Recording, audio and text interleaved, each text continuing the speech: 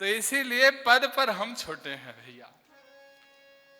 ये कृपा है कि आप जैसे बड़े बड़े विद्वान को, जैसे सूत जी महाराज ने 88,000 ऋषियों को सुनाया, वैसे हम सुना रहे हैं आप लोगों को। और कहीं अंदर से हमको भला बुरा मत कहना कि ये ठीक नहीं कहता है करके। अब जैसे बनता है वैसे कहते हैं, और कमी रहे तो चुपके से हमको बता देना, उठेंगे तो ये महाराज जी इसमें सुधार करिएगा करके, फिर और सुधार कर लेंगे। सनत कुमारों ने जब नारद जी को चिंतित देखा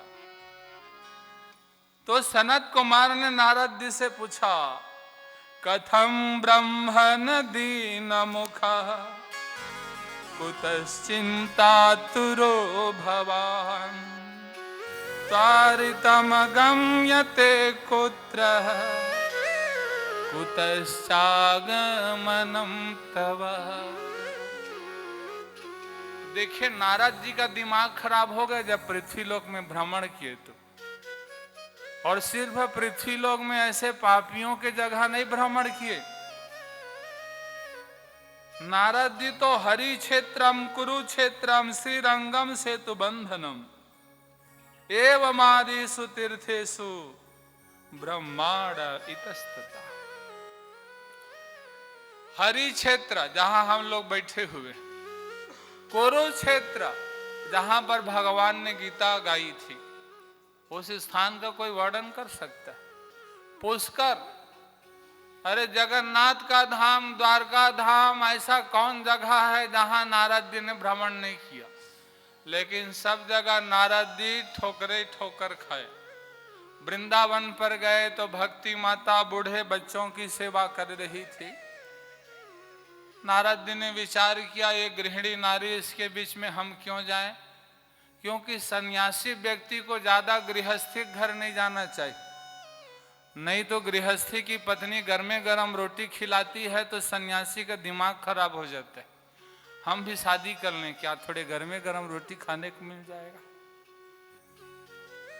और यदि गृहस्थी को ज्यादा सन्यासी घर नहीं जाना चाहिए। गृहस्थी सन्यासी के पास जाता है और देखता है मुख्यमंत्री और प्रधानमंत्री चरण पर गिरते रहते हैं लकोट वाले के, तो गृहस्थी बोलता फोकट में कमा कमा के मरता हूं, ये तो माना लकोट वाला का। इसीलिए गृहस्थी सोचता है कारोबार छोड़ के मैं बाबा बन जाऊं क्या। और कहीं सन्यासी का रंग गृहस्थी में और गृहस्थी का रंग सन्यासी में पड़ गया तो दोनों तरफ लफड़ा है। कोई बाबा सन्यास धर्म छोड़ दिया तो उनकी दुर्गति, और कोई गृहस्थी पूरे गृहस्थ को छोड़कर बाबा बन गया तो उनके घर वालों की दुर्गति। तो एक दूसरे की सावधानी से रहना चाहिए, बच बच करके चलना चाहिए। नारद जी भक्ति माता के पास नहीं गए, लेकिन सच्चे भक्त तो भगवान के भक्त को पहचान लेते हैं जी। भक्ति माता बोली, भो भो साधो क्षणम तिष्ठ मत चिंतामपि नासः दर्शनम तव लोकस्य सर्वथा गहरम परम। देखिए कितना सुंदर बात। भक्ति माता ने गुरु मंत्र दे दिया लोगों को कि हे साधो क्षण भर रुकिए। क्यों? कि संत का क्षण बड़े बड़े विपत्ति के पहाड़ को नष्ट कर देते हैं। और कैसे नष्ट करते हैं? तो सिर्फ संत के दर्शन करने मात्र से। अब सत्संग किसे कहते हैं? संत के पास बैठना भी सत्संग है, चाहे संत कुछ बोले या मत बोले। कई लोग तो संत के दिमाग खराब कर देते हैं, मेरी फैक्ट्री नहीं चल रही, मेरा व्यापार नहीं चल रहा है, मेरे घर में लफड़ा आ गया है, मेरा ये आ गया है। तो भैया यदि संत फैक्ट्री वाले होते तो इनकी 2-4 ठो कंपनी नहीं रहती। संत तो भगवंत वाले होते। भगवान से परिचय कराने वाले होते, लेकिन आजकल संत का मिसयूज हो रहा है। और जिस दिन संत का यूटिलाइज होना शुरू हो जाए फिर क्या करना है। तो दर्शन बस करो, और भक्ति माता में कहा बस आपके दर्शन से दुख दूर हो जाएंगे। तो आदमी दर्शन तो कभी कभार करते हैं और समस्या को पूरा अंबार करते हैं, ये लफड़ा। आप दर्शन करो, संत यदि सच्चा संत है तो आपके समस्या को दूर कर देगा। उसको बोलने की जरूरत नहीं है महाराज मेरे ये काम करवाओ, महाराज मेरे ये काम कराओ। अरे गर्मी में गंगा में डुबकी लगा लिए ना भैया, तो फिर ठंडा ठंडा कूल कूल, काहे टेंशन लेते हो? बोलने की क्या बात है, अब मत बोलो। आपके दर्शन से ही संकट कट जाते हैं। नारद जी ने पूछा आप कौन हैं? तब भक्ति माता बोली मैं भक्ति हूं। गंगाद्या सरितस्य माम सेवार्थम समागता, तथापि न चामे श्रेया सेविताय सुरैरपि। उत्पन्ना द्रविड़े साहं वृद्धिं कर्णाटके गता, क्वचित क्वचिन महाराष्ट्रे गुर्जरी जीर्णतां गता। भक्ति माता बोली कि मैं तो दक्षिण में जन्म ली, तो सबसे ज्यादा भक्त लोग दक्षिण में है, थोड़ा उधर ज्यादा भगत लोग रहते हैं। और मैं ज्यादा पली बढ़ी हूं कर्नाटक में, जय जय ललिता वाले क्षेत्र में, जिन्होंने हमारे शंकराचार्य को कारागार में डाल दिया था। उस जय ललिता की ऐसी दुर्गति हुई, उसकी संपत्ति कहां से कहां गए, और उस जय ललिता की सर्वनाश हो गई। आज उसके कुल में कोई दीपक दिया जलाने वाला नहीं बचा। तो आप कितने बड़े पद पर पहुंच जाओ, संत का अपमान कभी मत करना।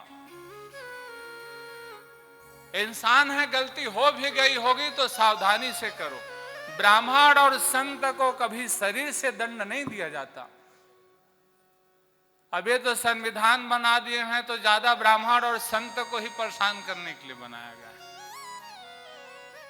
ब्राह्मण और संत को शरीर का दंड नहीं दिया जाता, या तो उसके धन लूट लिए जाते हैं, नहीं तो अपमानित कर दिए जाते हैं। उतना में ही ब्राह्मण और संत मर जाता है, उसे मारने की आवश्यकता नहीं होती। कर्नाटक में मैं पली बढ़ी और कुछ कुछ महाराष्ट्र में, विठल विठल महाराष्ट्र। और जब मैं गई गुजरात, तो गुजरात जाकर के बूढ़ी हो गई। तो गुजरात वाले सुन रहे होंगे तो नाराज मत होना। बूढ़ी का दो अर्थ होता है। यदि कोई माता बूढ़ी होती हैं तो उसके अनुभव बहुत रहते हैं, परिपक्व रहते हैं। अर्थात गुजरात में जाकर के मैं एकदम सयानी हो गई, क्योंकि गुजरात ने दो महान संत को जन्म दिया है। और पहले कई संत हैं, लेकिन दो जनों ने अभी हमारे राष्ट्र का कायाकल्प कर दिया।